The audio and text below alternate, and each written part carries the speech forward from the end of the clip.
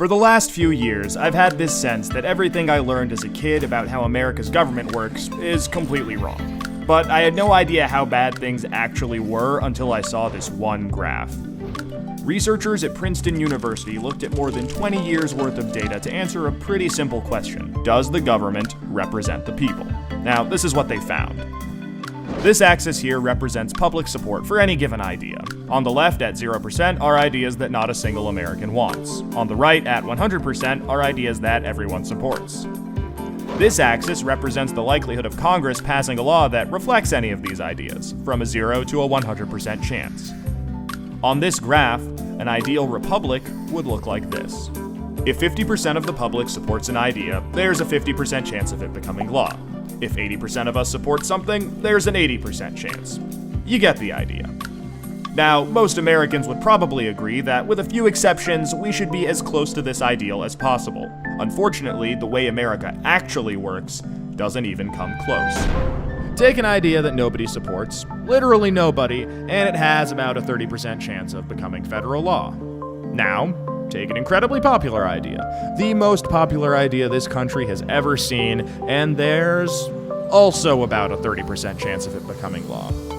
This means that the number of American voters for or against any idea has no impact on the likelihood that Congress will make it law.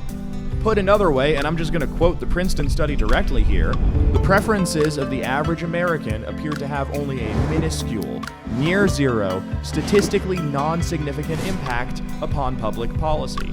So if you've ever felt like your opinion doesn't matter and that the government doesn't really care what you think, well, you're right.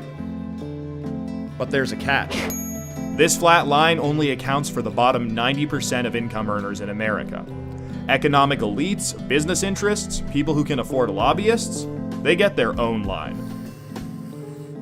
Look at how much closer their line is to the ideal. When they want something, the government is much more likely to do it. And when they don't, they have the power to completely block it from happening, no matter how much the rest of the country supports it.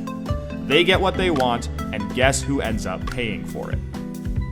We pay for it with the most expensive healthcare in the world. We pay for it with a tax code that's a complete mess. We pay for it with internet that's slower and more expensive, with wasteful spending, a floundering education system, a catastrophic drug war, and 1 in 5 American children born into poverty. Almost every major issue we face as a nation can be traced back to this graph. How does this happen? Well, just follow the money. Right now, it's perfectly legal to buy political influence in America. Here's how it works. Let's say a big bank wants a law that would force taxpayers to bail them out again if they repeat the exact same reckless behavior that crashed the global economy in 2008. Not exactly the most popular idea with the public, and Congress knows that. That should be the end of it. But that's where the money comes in. It's perfectly legal for our bank to hire a team of lobbyists whose entire job is to make sure that the government gives the bank what it wants. Then those lobbyists can track down members of Congress who regulate banks and help raise a ton of money for their re-election campaigns. It's perfectly legal for those lobbyists to offer those same politicians million-dollar jobs at their lobbying firm. Then, those lobbyists can literally write the language of this new bailout law themselves and hand it off to the politician they just buttered up with campaign money and lucrative job offers. And it's perfectly legal for those politicians to take the lobbyist-written language and sneak it through Congress at the last second. So now you've got a law that greatly benefits the banks, and the whole process can start over. This is how a bill becomes a law. A special interest hires some lobbyists, those lobbyists collect campaign contributions, offer jobs, and then write the laws that Congress then passes to help those same special interests. This happens every day on every single issue with politicians of both parties. In the last 5 years alone, the 200 most politically active companies in the United States spent $5.8 billion influencing your government. Those same companies got $4.4 trillion in taxpayer support. And that's trillion, with a T.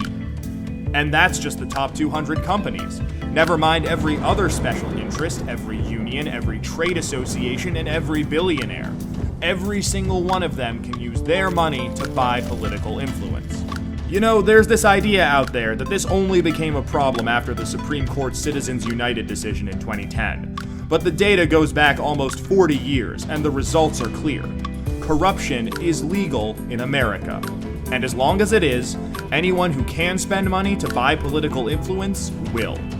The solution here isn't rocket science. Make corruption illegal. We already know Congress won't do it. I mean, one look at this chart will tell you that. What we need is a plan that lets us go around Congress and do what the American people do best: fix this mess ourselves.